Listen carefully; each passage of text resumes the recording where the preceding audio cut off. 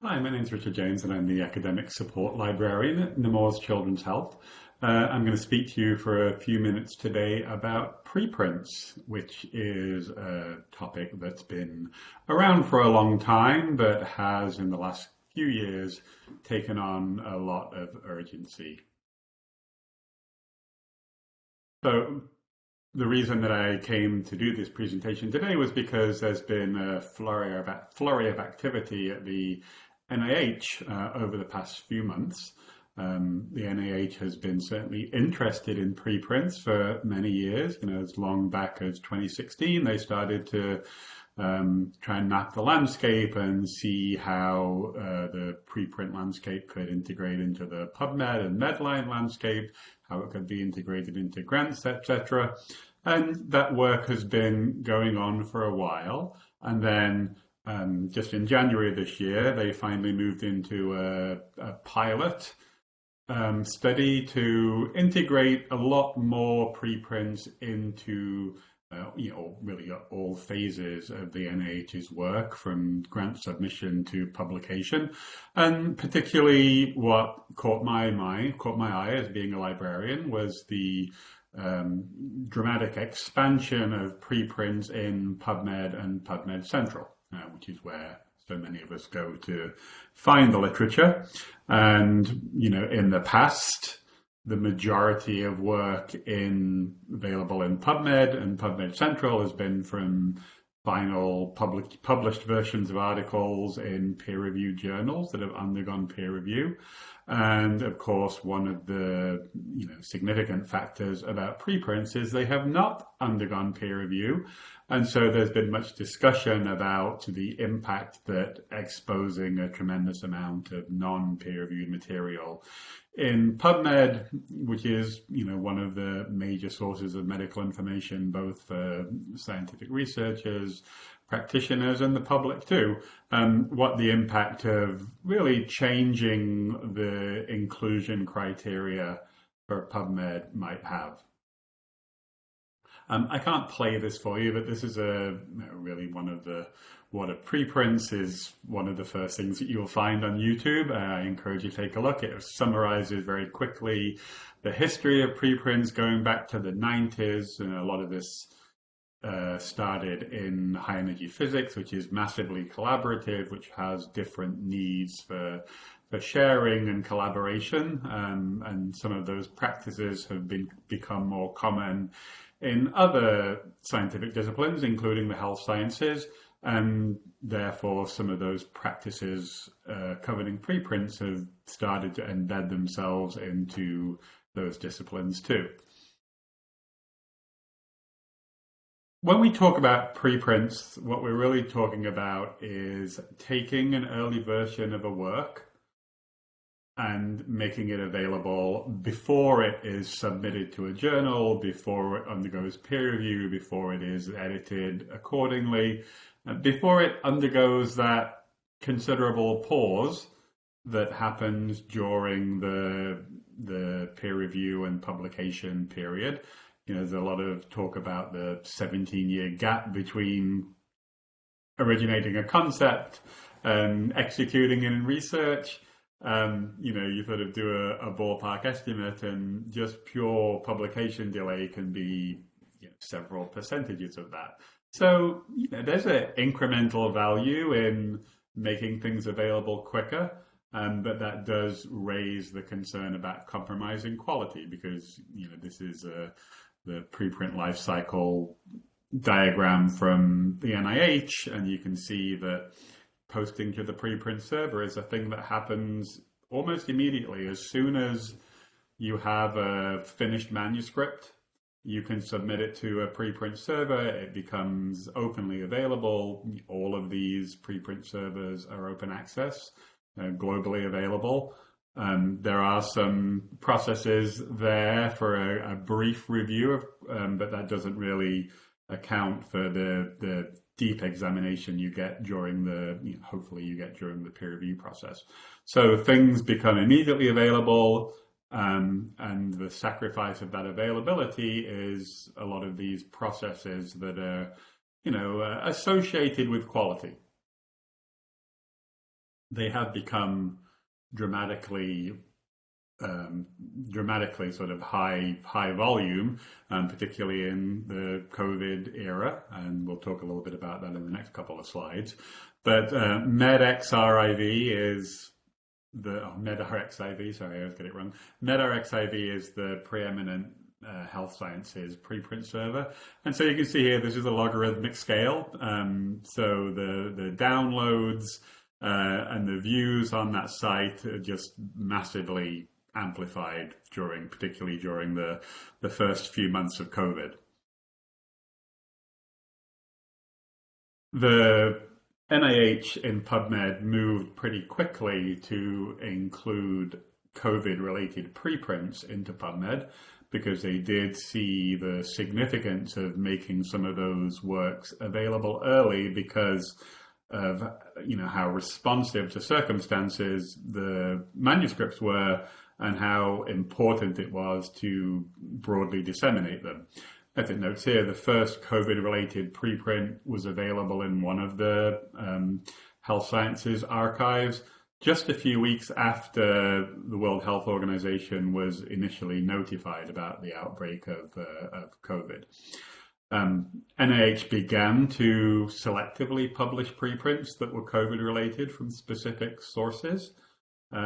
Before last month, 99% of preprints on PubMed were COVID-related, and that's no longer the case. You can see here, this is a screenshot I took when I offered to do this presentation back in sort of early February, it must have been. And you can see here sort of 2020, 2021, 2022, sort of large amounts of preprints, not a huge amount, but many of them were quite influential.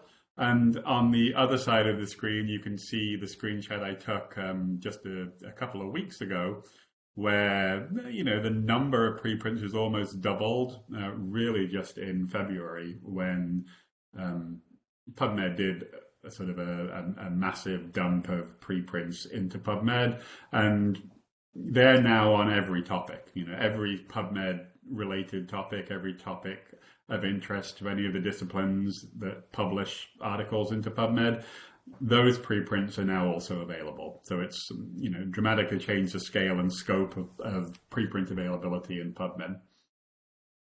Just a quick note back to the COVID interest in preprints. There was some controversy about it. It did raise some important questions. You'll see here some titles that you may be familiar with. There's articles here that were very significant about ivermectin, very significant about, some of the questionable therapies that were popular and became charged during COVID. And there's also, you can see hydroxychloroquine is there. You can see that dexamethasone, which was important, is there. And there are some other things such as, the number 5, massively tweeted about, massively published about in the news, picked up in all kinds of media. That was number 5 was the one that had us, hosing down all of our groceries for a while. Again, because they were openly available, because they were easy to disseminate, they got a lot of traction, they got a lot of interest, and some of that interest may have been for good, but because they were first passes, because they were non-peer reviewed, because they hadn't been validated externally, they were also quite problematic. There's a little bit more about how that was an issue. In the news cycle, some of the preprints that influenced public health policy. Equally, some of the preprints that became hotbeds of disinformation. But during that time, there were also many examples of articles published in peer-reviewed journals that had undergone peer review that were equally controversial. So it's not quite a simple effect as saying preprints are bad, peer review is good. And I think that we probably all recognize that. But I want to just summarize some key points about preprints. As I noted earlier, they've existed for a long time. They started out in non-life sciences, but more and more they become, they become embedded in everybody's process.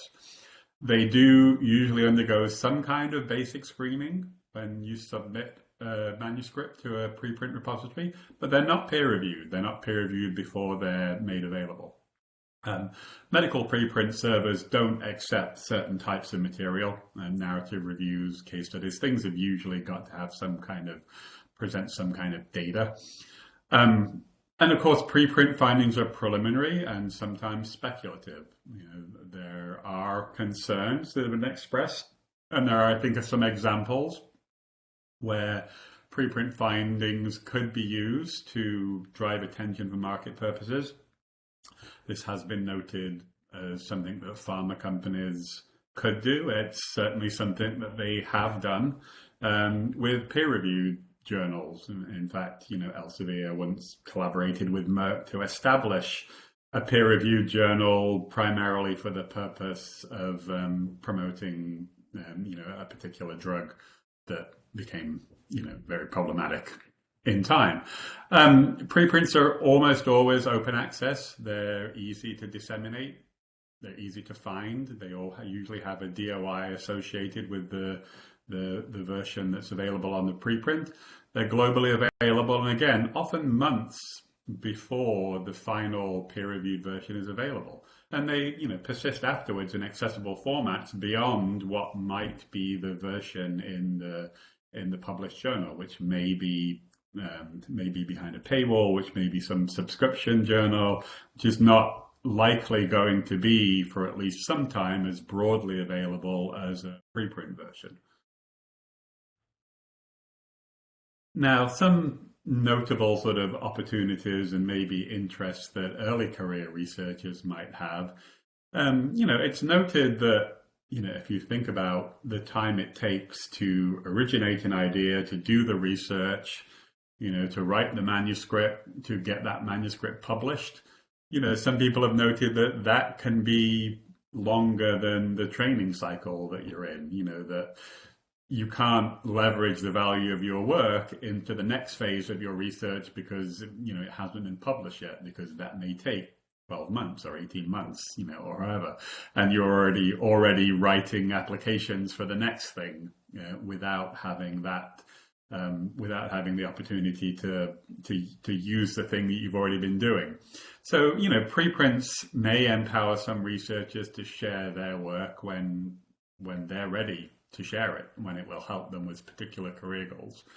The availability of preprints does provide you the opportunity to see some sort of cutting edge research that's happening right now, long before it hits the press. And that's, on the line with conference proceedings. A lot of the time librarians are promoting that researchers familiarize themselves with conference proceeding in databases such as Scopus, because it gives you this window, this very unique window into what will be published in a year, in 18 months, in 2 years. And along the same lines, preprints do that. Maybe the time window is a little bit shorter because it is a later phase than what somebody might take to a conference. It is a somewhat finalized manuscript rather than the idea for a manuscript or an early draft, as a conference presentation might be. But still, it's a fully fleshed out, detailed work, including data of something which otherwise you won't see for a period of time. But preprint servers also, because they do allow some measure of open peer review, somebody can go in and make a comment on a manuscript. So there's a sort of peer review light that's available. It's not really widely taken up, but it is an opportunity if you're interested in practicing your own peer review skill without being invited or taking on the burden of doing it formally for a journal. Then preprint servers give you that opportunity to educate yourself. And also, as preprint servers have become more mainstream and that journal editors are more aware of them, and many publishers are working directly with some of them, it may give you the opportunity to expose, your peer review skill, to expose your work to journal editors, and increase increase your visibility with people who have that kind of influence. The last note, more cautionary, but many high impact journals have rejection rates in the 90% plus. And so some researchers may opt to make preprint servers a destination. That may be how they want their work to be disseminated, because they are incredibly well discoverable. They do promote some online community commentary, and you can disseminate them widely. And they have DOIs, digital object identifiers, much as a formally published manuscript does have. And, it's been noted that the issuance of DOIs for preprints has grown at a much faster rate in the last couple of years than the increase in DOIs issued for published articles. There's also some other potential values of publishing your work in a preprint repository. There has been in the past concern that publishing in a preprint repository would count as prior publication and would make a manuscript ineligible for republication in a peer-reviewed journal. That is almost uniformly no longer the case. Certainly in the last couple of years, there's very few journals and very few highly ranked clinical journals who still consider a preprint to be a prior publication. And, many preprint servers are becoming associated or even integrated with publishers and peer-reviewed journal platforms, and are allowing a ladder of transmission from the preprint server to the final direct submission. So there are some increasing platform advantages that are becoming associated with preprint repositories that were not the case in the last couple of years. Also, there are people who are concerned about being scooped, and you could see a preprint repository of being a proof of origination of an idea. It does give you a unique DOI, a record of publication that's time-stamped, proof of authorship, and therefore might work against being scooped in some ways. The other significant recent transformation in the importance of preprints has become the value of them in various of the grant application submission platforms. Since 2017, NIH has allowed applicants to report preprints in grant applications, updates, and biosketches. Preprint servers may qualify as being meeting the new public access requirements that were promulgated last year, which is helpful. Just sort of cuts through some of the complicated public access requirements that currently exist with NIH publicly funded research works. And they're becoming more visible in databases other than PubMed. I've seen PubMed will be, has already dramatically increased the visibility of preprints on their site, but Scopus is also including preprints from major sources, and Google Scholar has included preprints for a long time. So, I hope that you'll give that some consideration when you're thinking about your publication options. If you have, obviously, any questions, feel free to contact me, richardjames@nemours.org, and I hope to see you again soon.